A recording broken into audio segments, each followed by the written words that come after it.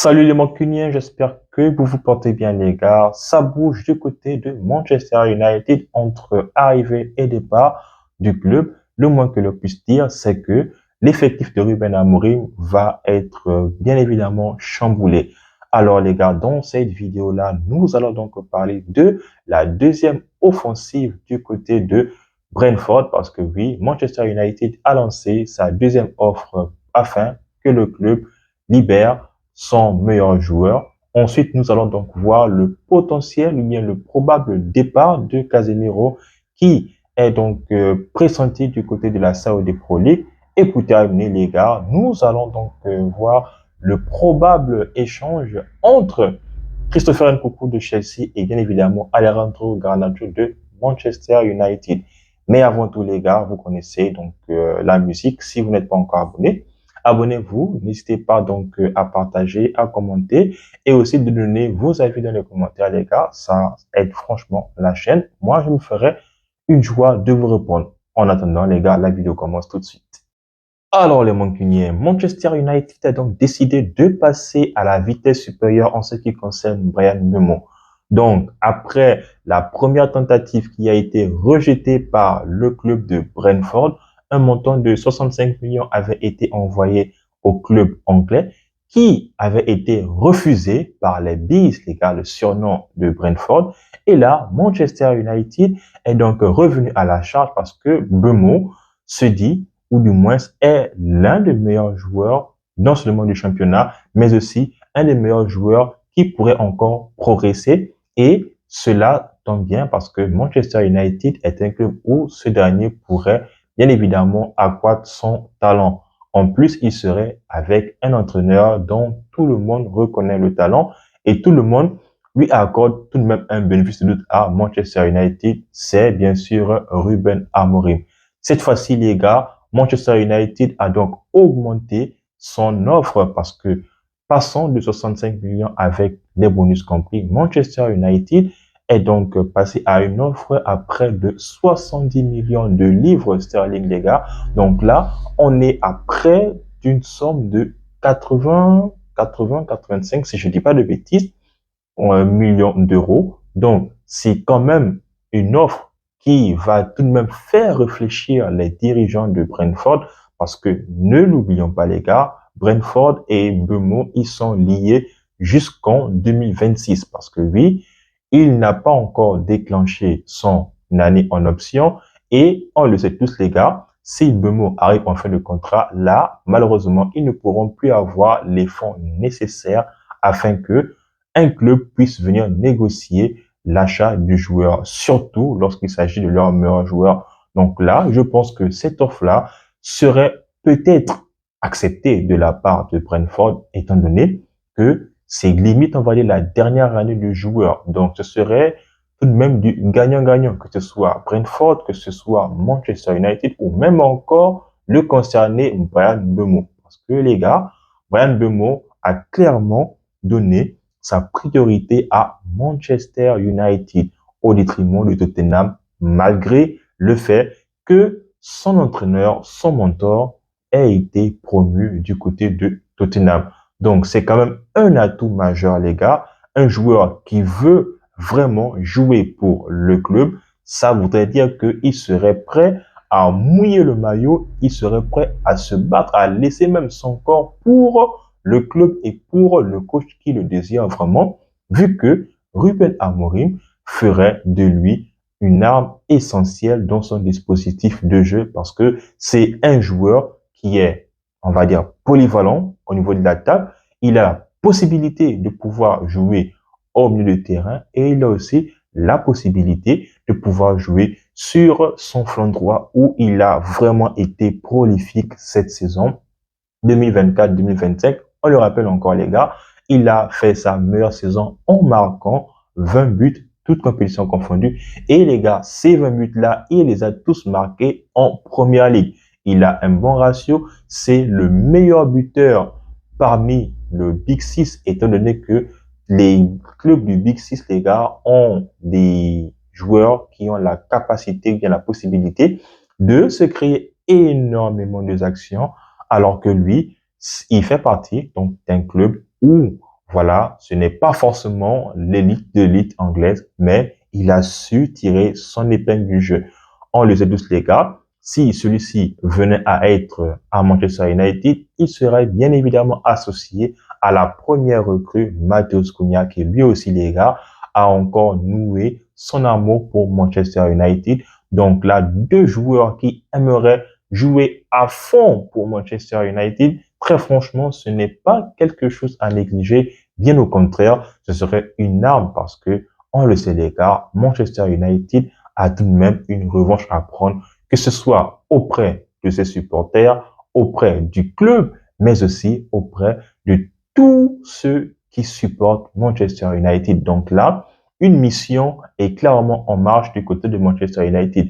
Mais ce qui est bien, les gars, c'est que cette arrivée va donc pouvoir asseoir plus ou moins la dynastie ou bien l'empire que Ruben Amorim va essayer de mettre en place du côté de Manchester United parce que si Bryan Mbeumo arrive avant la tournée américaine, très franchement, elle sera encore de plus belle cette recrue-là, étant donné que là, il va pouvoir bien assimiler le système de jeu que va pouvoir mettre en place Ruben Amorim à Manchester United lors de la saison 2025-2026.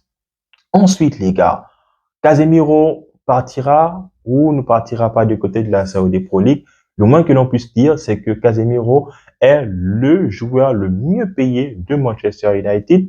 Cette saison, il a entre 33 et 34 ans, les gars. Il a joué une saison, on va dire, en demi-teinte parce que lorsque Ruben Amorim est arrivé, celui-ci n'était même plus sur les matchs. Il a fallu qu'il retravaille encore et encore, qu'il regagne la confiance du club, mais aussi qu'il fasse ses preuves sur le terrain. Casemiro l'a clairement prouvé sur les 10 derniers matchs de la saison avec Manchester United. Il a montré que ça reste un grand joueur, qu'il a encore les séquelles de ce qu'il avait montré à tout le monde du foot du côté du Real Madrid. Sauf que les gars, depuis la saison dernière, l'Arabie Saoudite fait les yeux doux à Casemiro. Mais ce dernier ne voudrait pas aller s'exiler, on va dire, dans le pays du Golfe, tout simplement parce qu'il privilégiait le fait de pouvoir évoluer encore dans une compétition européenne, mais aussi dans un grand championnat. Sauf que là, les gars, Manchester United a tout de même besoin de sous, même si l'argent n'est pas forcément le premier problème de Manchester United. Il va tout de même diminuer la masse salariale de Manchester, mais aussi il va permettre à Manchester United de pouvoir s'aligner en ce qui concerne le fair play financier en Première Ligue. Celui-ci gagne plus de 320 000 euros hebdomadaires. Donc, les gars, très franchement, en faisant partir Casemiro, même si on ne le souhaite pas, celui-ci, les gars, pourrait partir pour un montant de 20 ou bien 30 millions d'euros. Maintenant, reste à savoir si Manchester United pourra, voilà, donc le faire très rapidement ou soit pourra manger encore suffisamment parce que Casemiro, il a encore de bons restes. Donc, il pourrait bien évidemment s'acclimater à, je veux pas dire n'importe quel championnat au vu des années qui lui restent et aussi de ce qu'il a pu montrer entre cette saison avec Eric Ten Hag et aussi la méforme qu'il a eu avec Ruben Amorim. Heureusement qu'il a su montrer tout le talent qu'il a et c'est même la raison pour laquelle ce dernier a été appelé en équipe nationale où ça faisait vraiment des mois et des mois sans pour autant qu'il n'ait porté la tunique du Brésil. Donc, il va certainement aller retrouver Cristiano Ronaldo, son ancien coéquipier du Real Madrid. Je ne pense pas que Ronaldo soit, on va dire, derrière ça, ou même, peut-être, si je ne dis pas encore de bêtises, les gars, Ronaldo militerait afin que son ancien coéquipier puisse le rejoindre, parce que oui, les gars, on le sait, Cristiano Ronaldo, c'est vraiment un gagnant. Donc, le départ de Casemiro serait dans les petits papiers. Reste maintenant à voir ce que on va dire, prendre en compte en ce qui concerne la direction de Manchester United. Est-ce qu'ils accepteront le montant fixé par Casemiro? Du moins, lui, il est estimé, comme je vous l'ai dit, entre 20 à 30 millions. Est-ce que les dirigeants saoudiens vont proposer plus? Nul ne le sait. On attend les prochains jours pour voir si oui ou non Casemiro quittera le navire mancunien.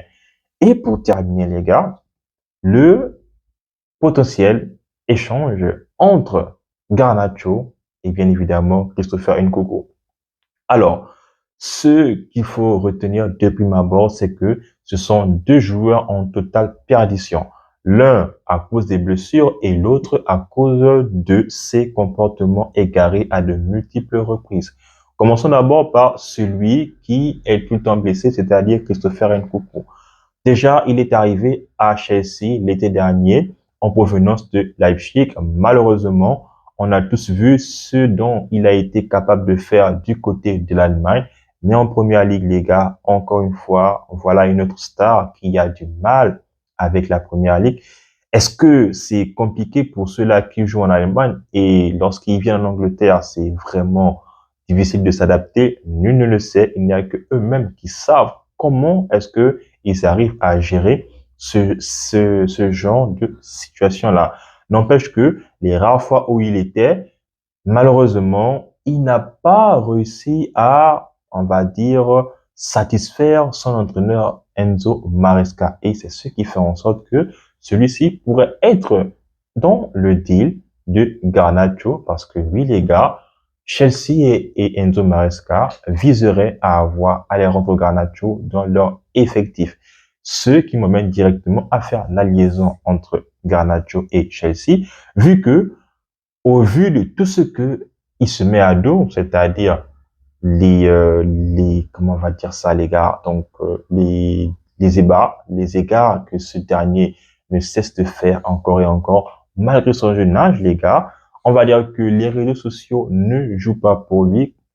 Et malheureusement, les gars, ça fait vraiment mal parce que Garnacho avait peut-être tout pour réussir à Manchester United, mais ça ne s'est pas fait.